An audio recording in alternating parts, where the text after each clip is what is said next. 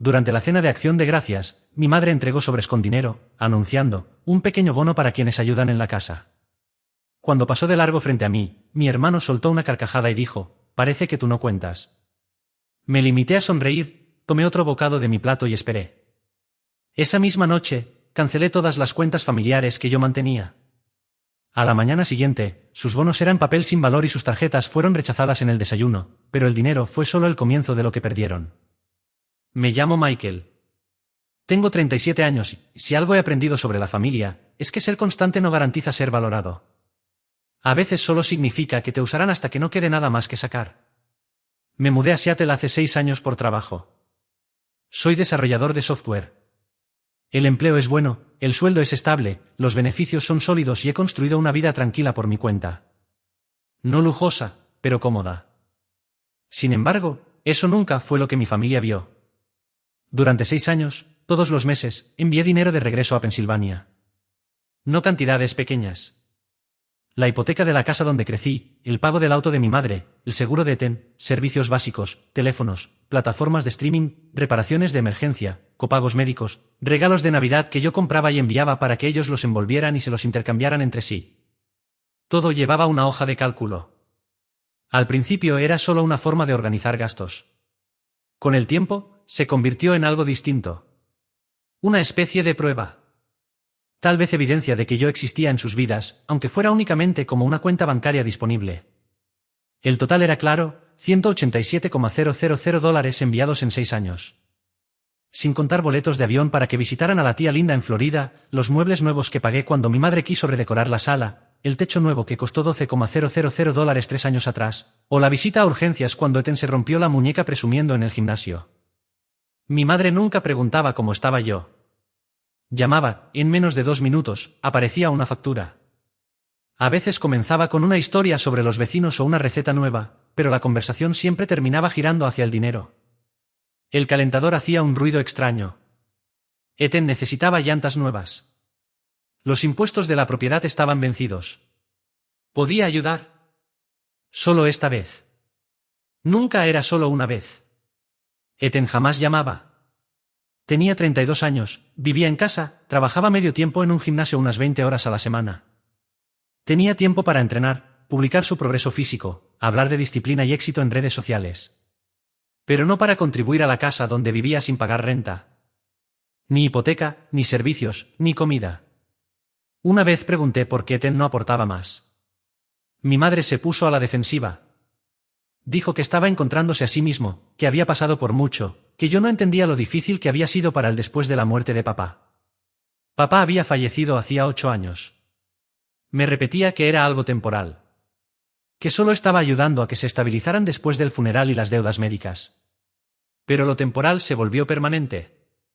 El duelo se transformó en gasto habitual, y yo pasé a ser invisible salvo cuando necesitaban dinero. El grupo familiar siempre estaba activo. Fotos de Ethan entrenando, el jardín de mi madre, los tomates madurando, los hijos de Ashley en sus partidos de fútbol, las vacaciones de la tía Linda en la playa. Pero cuando yo compartía algo, un logro laboral, una caminata por las montañas, una foto del horizonte de Seattle desde mi balcón, el silencio era absoluto. Ninguna reacción. Ningún comentario.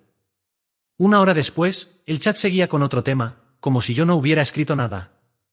Creía que así funcionaba la familia. Ayudar. Sacrificarse. Estar presente aunque nadie lo notara. Pensaba que eso era amor. Hasta ese día de Acción de Gracias. El boleto de avión me costó $640 porque esperé demasiado para comprarlo. Parte de mí esperaba que mi madre ofreciera dividir el gasto. Como antes. No lo hizo.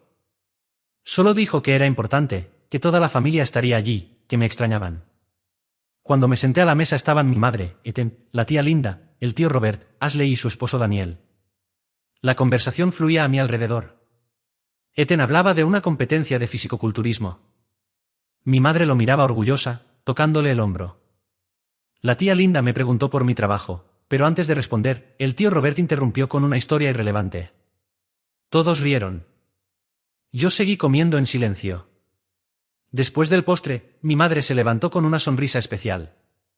Sacó un fajo de sobres blancos del aparador. Tengo un pequeño detalle para todos, anunció. Un bono para quienes ayudan en esta casa. Sentí un nudo en el estómago. Repartió los sobres uno por uno. La tía Linda, el tío Robert, Ashley, incluso Daniel. Ethan abrió el suyo de inmediato. «Son $500», dijo sonriendo. «Te lo mereces», respondió mi madre. «Haces muchísimo aquí». Yo conté los sobres. Conté a las personas. La cuenta no cerraba. Mi madre pasó de largo frente a mí. Entregó el último sobre y volvió a sentarse. Bebió vino, satisfecha. El silencio fue breve pero devastador. Ethan me miró con esa sonrisa que conocía desde la infancia. «Supongo que tú no cuentas», dijo riéndose. Nadie dijo nada. Nadie corrigió. Nadie preguntó. Nadie me defendió. Yo sonreí. Tomé otro bocado de pastel. No sabía nada. «Bueno», dije con calma. «Eso deja todo bastante claro». Mi madre frunció el ceño apenas un segundo y luego cambió de tema, preguntándole a Ashley por la escuela de sus hijos. Esa noche, cuando todos dormían, tomé una decisión que llevaba 6 años postergando. Cerré cada cuenta familiar que yo financiaba. A la mañana siguiente, los bonos ya no existían. Las tarjetas fueron rechazadas en el desayuno. La conversación cambió de rumbo sin que nadie pareciera notarlo. Para ellos fue solo un instante más de la noche. Para mí, ese momento se solidificó en algo duro, definitivo, imposible de ignorar. Terminé mi porción de pastel con calma. No hice ningún comentario. Me levanté y comencé a hacer lo que siempre hacía. Ayudar. Servir. Ser útil. Recogí los platos de la mesa y los llevé a la cocina mientras el resto de la familia se acomodaba en la sala. Coloqué todo en el lavavajillas, limpié la encimera, pasé un paño por la mesa. Movimientos automáticos, casi aprendidos de memoria. Nadie me pidió que lo hiciera. Nadie lo notó tampoco. Después me despedí. Abracé a mi madre en la puerta. Me dijo que condujera con cuidado y que le avisara cuando llegara. Asentí, como siempre. Al llegar al hotel, abracé a mi tía Linda y a mi tío Robert. Le di la mano a Daniel. Eason apenas levantó la vista del teléfono para hacerme un gesto vago desde el sofá. El sobre que había recibido estaba apoyado en la mesa de centro, junto a su cerveza, mientras él ya deslizaba el dedo por la pantalla, distraído. Salí de la casa, subí al auto de alquiler y me quedé sentado en la entrada durante 5 minutos completos, mirando la fachada. La casa que yo pagaba. Desde afuera, las luces se veían cálidas, amarillas, atravesando las cortinas. Podía distinguir las sombras moviéndose, escucharlo reír. Probablemente estaban contando el dinero. Seguramente ya pensaban en cómo gastarlo. Encendí el motor y regresé al hotel. Abrí la laptop apenas entré. Esa noche no dormí. No pude. Me senté en el borde de la cama del hotel, mirando la pared, repasando la escena una y otra vez. Los sobres. Las risas. La forma en que mi madre pasó junto a mí como si no existiera. Como si fuera un mueble. Como si fuera invisible. Mi mente volvió una y otra vez a la hoja de cálculo. $187.000. 6 años. Y aún así, yo no contaba. Existe un tipo de dolor muy específico cuando te borran. No es ruidoso. No es dramático. No te hace gritar ni romper cosas. Es silencioso y frío. Como darte cuenta de que llevas años hablando solo en una habitación vacía.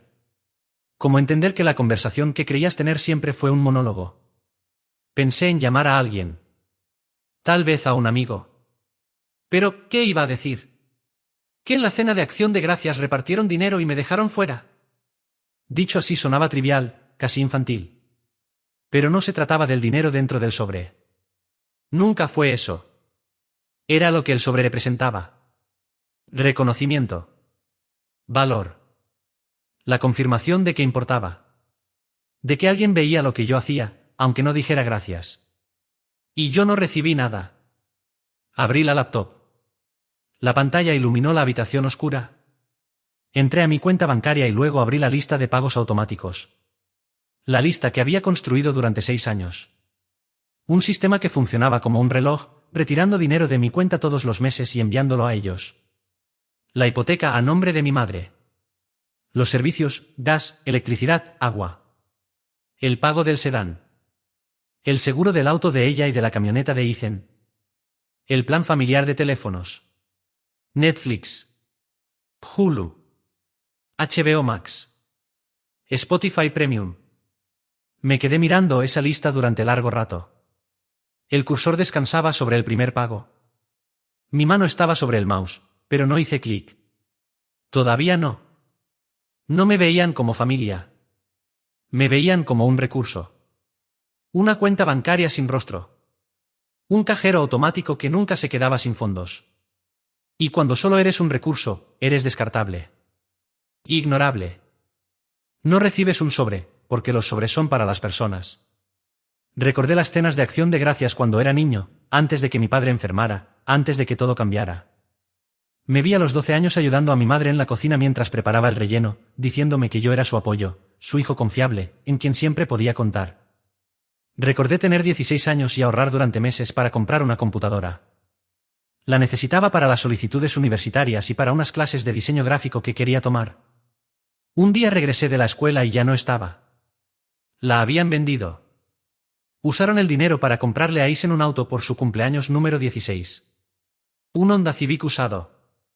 Me dijeron que lo entendería, que él lo necesitaba más porque tenía vida social, que yo podía usar las computadoras de la biblioteca.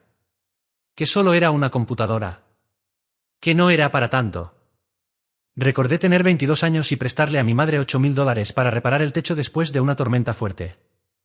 Me llamó llorando, diciendo que los contratistas necesitaban un adelanto y que no tenía el dinero. Me prometió que me devolvería todo cuando llegara el cheque del seguro. El cheque llegó. El dinero nunca volvió. Un año después lo mencioné con cuidado, sin reproches, tratando de no parecer que llevaba la cuenta. Ella se mostró herida. Dijo que la familia no lleva cuentas. Que no podía creer que le sacara eso en cara. Que a mi padre le habría decepcionado. Nunca volví a preguntar. Pero alguien tenía que llevar la cuenta. Y ese alguien era yo. Tomé el mouse. Mi mano estaba firme, más de lo que esperaba. Primer pago, hipoteca, programada para el primer día de cada mes. $850. Hice clic en cancelar pago automático. Apareció una ventana preguntando si estaba seguro. Confirme. La pantalla se actualizó. El pago desapareció. Pasé al siguiente. Pago del auto, cancelado. Seguro de ambos vehículos, cancelado. Servicios, gas, electricidad, agua, todos cancelados. Plan telefónico familiar, cancelado. Avancé por la lista con precisión, uno por uno, sin prisa y sin dudar. Cada clic era silencioso, definitivo. No hubo explosiones, ni gritos, ni mensajes dramáticos. Solo decisiones. Y por primera vez en años, la cuenta que se vaciaba no era la mía. Durante años asumí un rol que nadie me pidió formalmente, pero que todos aceptaron sin cuestionar. Yo era la base silenciosa sobre la que descansaba la comodidad de toda la familia. No porque me lo exigieran abiertamente, sino porque siempre estuve disponible, siempre resolví, siempre pagué. Sin discusiones, sin reclamos. El plan familiar de telefonía era solo uno de los muchos ejemplos. 5 líneas en total. Todas a mi nombre. La mía, la de mi madre, la de Ethan, la de mi tía Linda y la de mi tío Robert. Un plan completo, de esos que incluyen llamadas ilimitadas, mensajes sin restricciones y datos móviles suficientes como para no pensar nunca en el consumo. Cada mes el cargo aparecía en mi cuenta y yo lo pagaba automáticamente, como quien paga un impuesto inevitable. Esa madrugada, en la habitación de un hotel que todavía olía a detergente industrial, encendí la computadora portátil y entré a la cuenta del proveedor. No hubo dramatismo. No hubo rabia ni impulsividad. Solo una serie de decisiones claras. Reduje el plan a una sola línea, la mía. El sistema me informó que las demás quedarían inactivas en 24 horas. Acepté. Confirmé. Cerré la sesión. Después pasé a revisar todo lo demás. Los servicios de streaming también dependían de mí. Netflix, Hulu, HBO Max, Spotify Premium. Todos pagados con mi tarjeta, todos compartidos, todos usados a diario por personas que nunca habían preguntado cuánto costaban. Entré uno por uno, recorrí las configuraciones con paciencia, eliminé perfiles, cerré sesiones activas y cambié las contraseñas por secuencias largas de caracteres aleatorios. No anoté ninguna. No las iba a necesitar. Abrí entonces la aplicación del banco. Ahí estaba la tarjeta que había entregado a mi madre 3 años atrás. Solo para emergencias, había dicho yo. El último resumen mostraba otra cosa. $340 en un solo mes. Supermercado, combustible, proteína en polvo para Ethan, zapatos nuevos, comida para llevar del restaurante italiano que tanto les gustaba. Nada ilegal. Nada urgente. Solo costumbre. Llamé al banco. Reporté la tarjeta como extraviada. La cancelaron en el acto. Me explicaron que una nueva llegaría en 7 a 10 días hábiles. No pedí que la enviaran. No aclaré nada. Dejé que asumieran lo que quisieran. Cuando terminé, miré el reloj.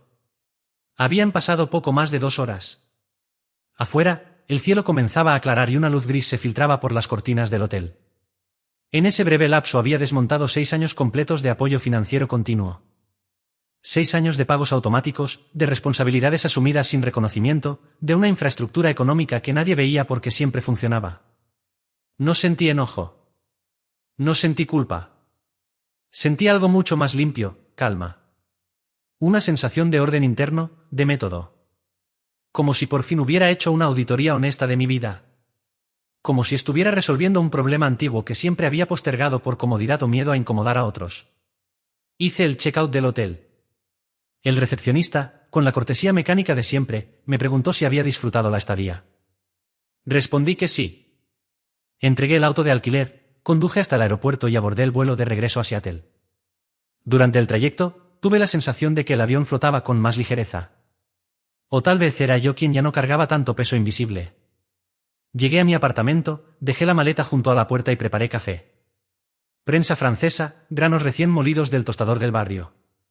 Me senté en el sofá con la taza caliente entre las manos, mirando el skyline de la ciudad. La Space Needle se alzaba a lo lejos, firme, inmóvil. Esperé. El primer mensaje llegó a las 11:11 de la mañana. Mamá, Michael, el pago de la hipoteca no pasó. ¿Puedes revisar? Leí el mensaje sin reaccionar. Vi los 3 puntos aparecer, desaparecer y volver a aparecer. Estaba escribiendo algo más. Bloqueé el teléfono y lo dejé sobre la mesa de centro, como quien deja un objeto que ya cumplió su función. Horas después llegó otro mensaje. Mamá, el banco llamó. Dicen que el pago automático fue cancelado. ¿Fue un error? A media tarde escribió y dicen. Oye, Netflix no funciona. ¿Olvidaste pagar? Silenció el grupo familiar, pero los mensajes individuales continuaron. Para cuando anocheció, el teléfono vibraba sin descanso. Mensajes, llamadas, buzón de voz lleno.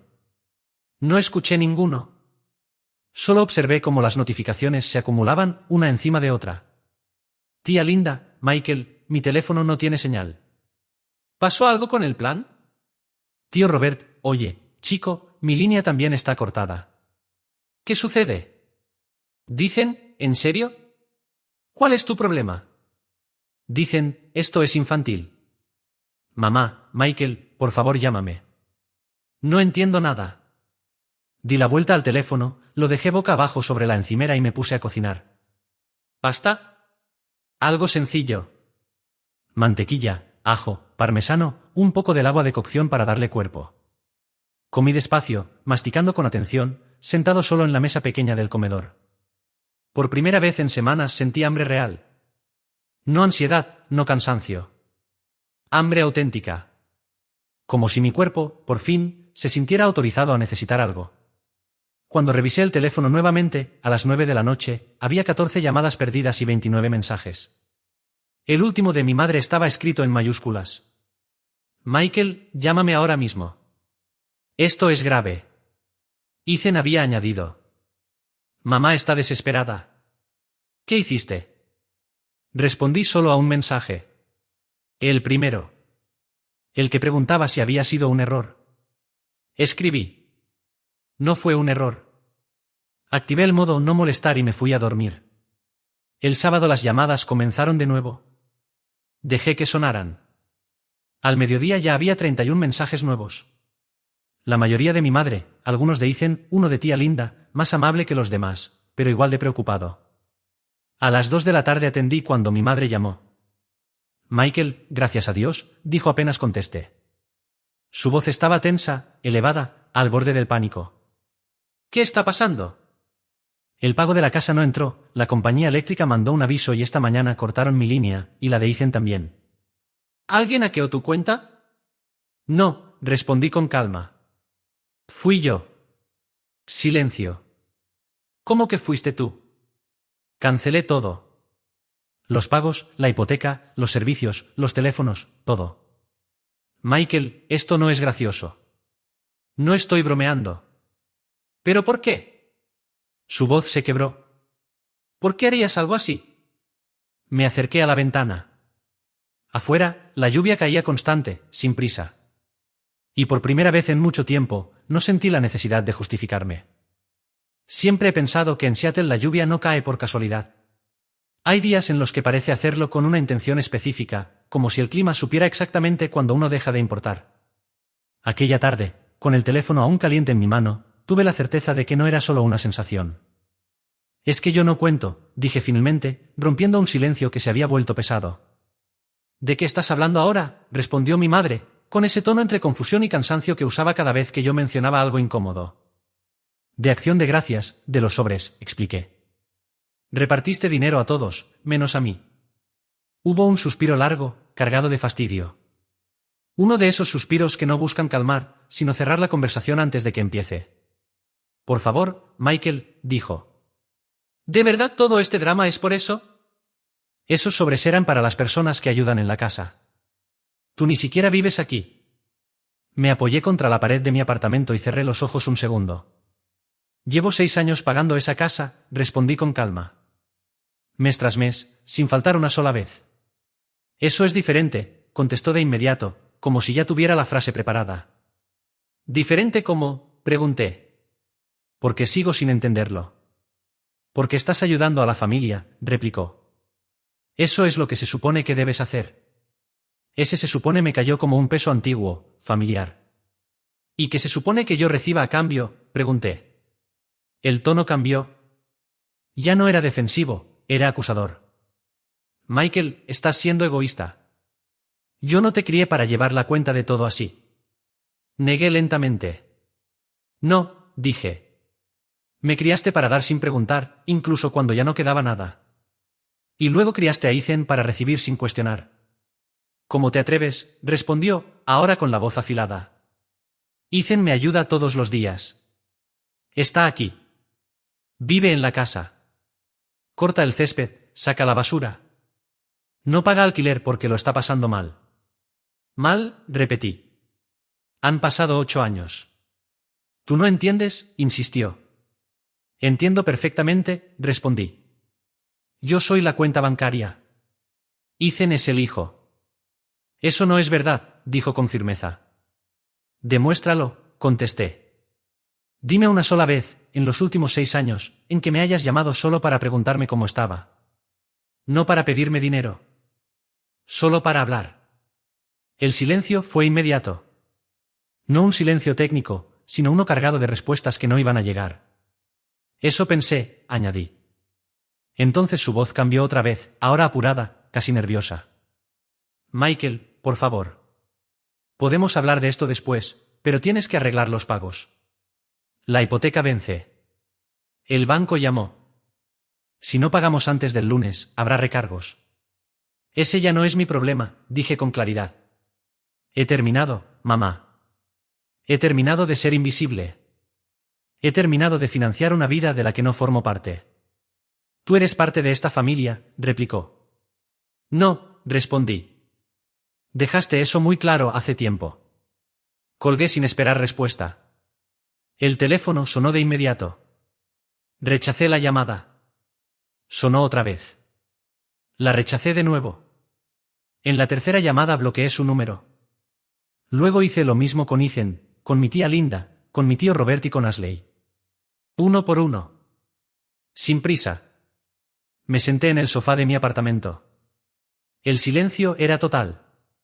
No vibraciones. No notificaciones. No urgencias ajenas reclamando mi atención. Y por primera vez en años, sentí alivio. Durante la semana siguiente hice algo que debía haber hecho mucho antes, documentarlo todo. Accedí a 6 años completos de estados bancarios. No resúmenes. No estimaciones. Documentos detallados. Los exporté en PDF y los revisé uno por uno. Usé un marcador digital para señalar cada pago enviado a mi familia: hipoteca, servicios, seguros, cuotas del coche, facturas telefónicas, copagos médicos, electrodomésticos, pasajes de avión, regalos de Navidad, cumpleaños, emergencias inesperadas. Abrí una hoja de cálculo nueva. Fecha. Monto. Categoría. Propósito. En algunos casos tuve que deducir el motivo según conversaciones antiguas. En otros estaba escrito con claridad en el concepto de la transferencia: reparación del techo, calentador de agua, gastos médicos. El total me dejó inmóvil unos segundos. $187,000 solo en pagos automáticos. Sumando transferencias puntuales, regalos y emergencias, el total ascendía a $214,600. $214,600 en 6 años. Un promedio de $3,000 mensuales. Durante 6 años completos. Imprimí la hoja de cálculo. 12 páginas. Las guardé en una carpeta roja. No por dramatismo, sino porque necesitaba verla, tocarla, entender lo que realmente había pasado. Luego investigué la casa. Registros públicos del condado. Propiedad únicamente a nombre de mi madre. Comprada en 1987 por $92,000. Valor actual estimado: $310,000. Revisé el historial hipotecario. La hipoteca original estaba saldada desde 2003. En 2015 hubo una refinanciación por $180,000 con retiro de efectivo. Sabía perfectamente en qué se usó ese dinero. Cuando se agotó, llegó la llamada que ya conocía demasiado bien. El saldo actual era de $156,000. Con atraso de 30 días. Guardé capturas de todo. Clasifiqué cada archivo. Organicé carpetas. Después revisé el perfil público de ítem. Miles de seguidores. Publicaciones diarias, gimnasio, músculos, batidos, frases motivacionales sobre disciplina y esfuerzo. Esfuerzo. Trabajaba 20 horas a la semana. Retrocedí 6 años en su perfil. Ninguna mención a pagar alquiler.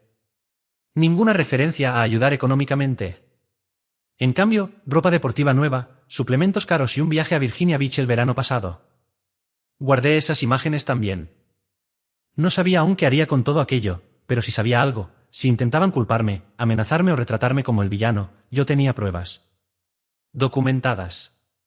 Irrefutables. Llamé a mi banco. Abrí una nueva cuenta corriente. Transferí todo mi dinero. Cerré la anterior. La que conocían. La que usaban como red de seguridad. Esa puerta también quedó cerrada.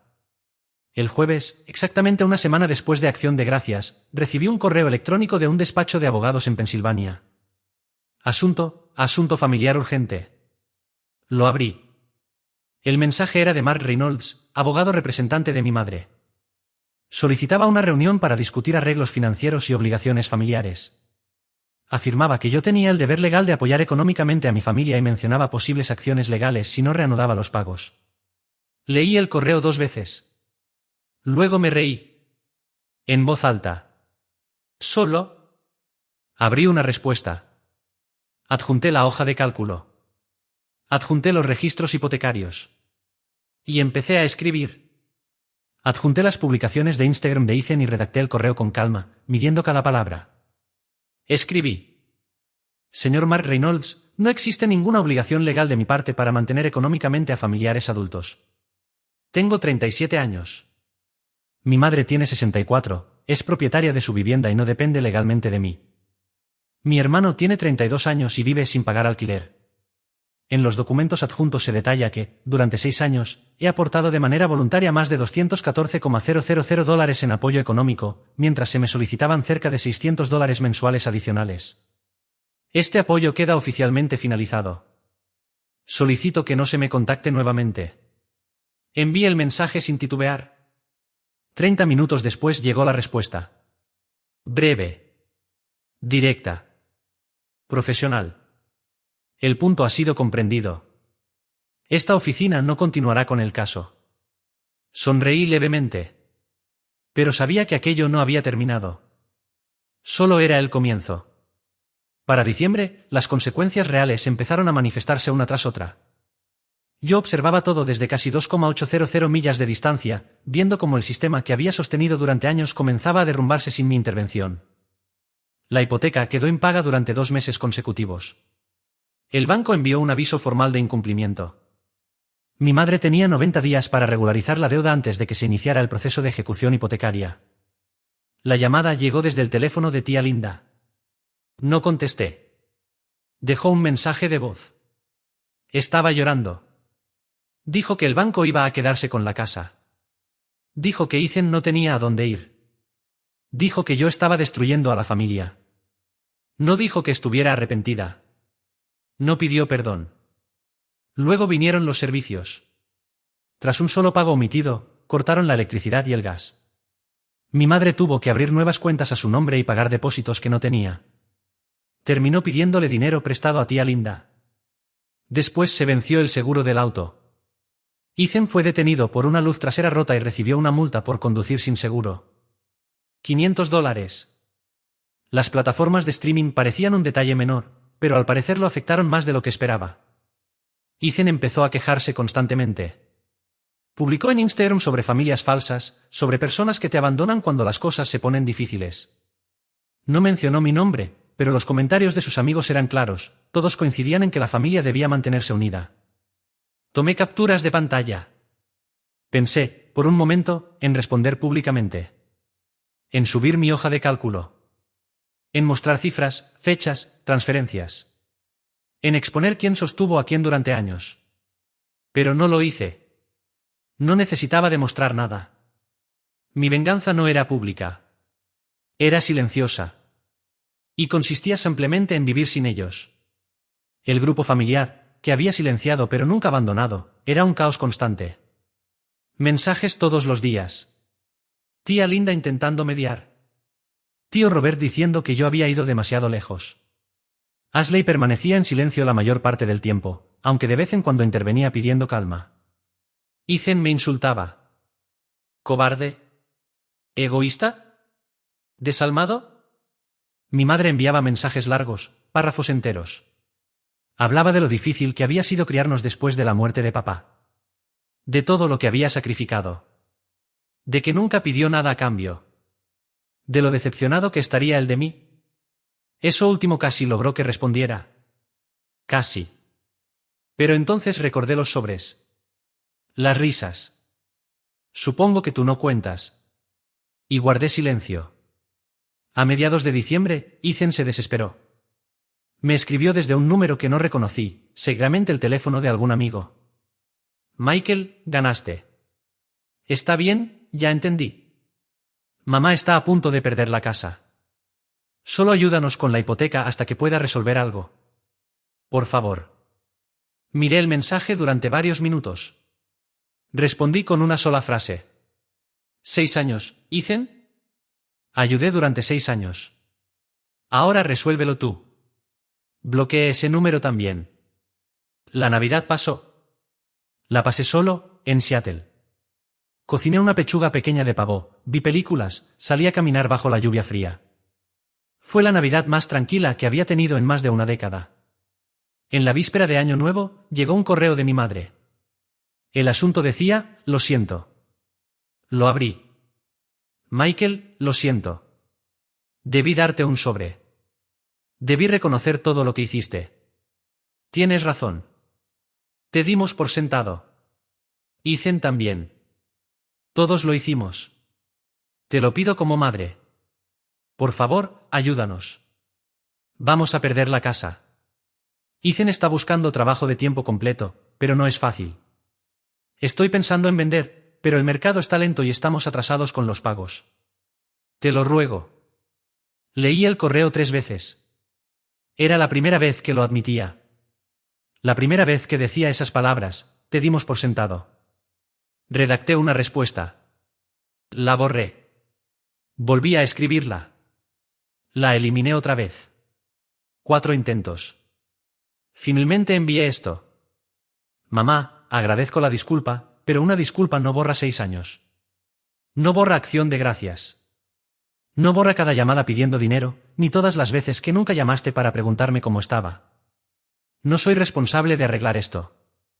Tú e Ethan son adultos. Encontrarán una solución o no. Pero ya no es mi problema. Espero que lo resuelvan, pero no será conmigo. La envié. No respondió. En marzo supe, por un mensaje de Facebook de tía Linda, que mi madre había vendido la casa. Obtuvo $298,000. Después de saldar la hipoteca, los pagos atrasados y las penalizaciones, le quedaron alrededor de $120,000. Ella y Ethan se mudaron a un pequeño departamento de 2 habitaciones en una zona más económica. Ethan consiguió trabajo de tiempo completo en un almacén. Mi madre empezó a trabajar medio tiempo en un supermercado. Tía Linda dijo que estaban saliendo adelante, apenas, pero lo estaban logrando. No me pidió ayuda. Solo dijo que pensó que debía saberlo. También agregó: entiendo por qué lo hiciste. No estoy de acuerdo con la forma, pero entiendo el motivo. Agradecí eso. Ethan nunca volvió a contactarme. Revisé su Instagram una vez, en abril. Había borrado todas las publicaciones sobre la familia falsa. Su perfil estaba más tranquilo, menos exhibición, más vida real. Subió una foto con el uniforme del almacén y escribió: trabajo honesto. Los comentarios eran positivos. No sentí nada al verlo. Ni satisfacción. Ni enojo. Solo vacío. En mayo, mi madre envió un último correo. Cord. ¿Simple? Lamento no haber sido una mejor madre. Merecías algo mejor. Espero que seas feliz. Lo leí sentado en una cafetería cerca de mi apartamento. Afuera llovía. La gente trabajaba en sus computadoras, leía, seguía con su vida. No respondí. No había nada más que decir. Pensé en el perdón. En si se los debía a ellos o a mí mismo. No tenía una respuesta. Tal vez algún día la tendría. Tal vez no. Pero si sabía algo, ya no estaba enojado. Había pasado gran parte de mi vida intentando ganarme su amor siendo útil, confiable, siendo el que siempre estaba. Pero el amor no se compra pagando cuentas.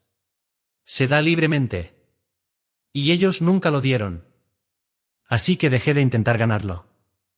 Terminé el café sin prisa y guardé el teléfono en el bolsillo. No abrí la computadora de inmediato. Me quedé unos segundos observando el movimiento del lugar, el murmullo constante de conversaciones ajenas, la lluvia golpeando el vidrio con una regularidad casi hipnótica. Todo seguía su curso sin necesitar nada de mí, y por primera vez eso no me inquietó. Tenía trabajo por delante, sí. Responsabilidades reales, elegidas. Planes concretos para los próximos días. Pero no sentía urgencia. Sentía estabilidad. Algo que durante años me había sido ajeno. Pensé en lo mucho que había cambiado mi forma de medir el valor de las cosas. Antes, todo giraba alrededor de lo que podía aportar, de lo que podía sostener, de cuánto podía resistir sin quejarme. Ahora, la balanza era distinta. Ya no me definía por lo que entregaba a otros, sino por lo que decidía conservar para mí. Pagué en la caja, me puse la chaqueta y salí al exterior. El aire frío me despejó la mente. Caminé sin rumbo fijo durante varias cuadras, escuchando el sonido de mis pasos sobre el pavimento húmedo. No había reproches persiguiéndome. No había discusiones pendientes.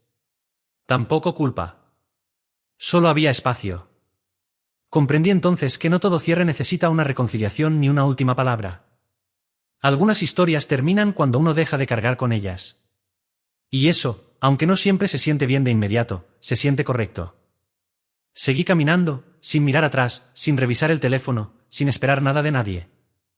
No porque hubiera ganado o perdido algo, sino porque ya no estaba atado a esa espera constante de reconocimiento que nunca llegaba. No había rencor. Tampoco celebración. Había claridad. Y con eso bastaba para seguir adelante.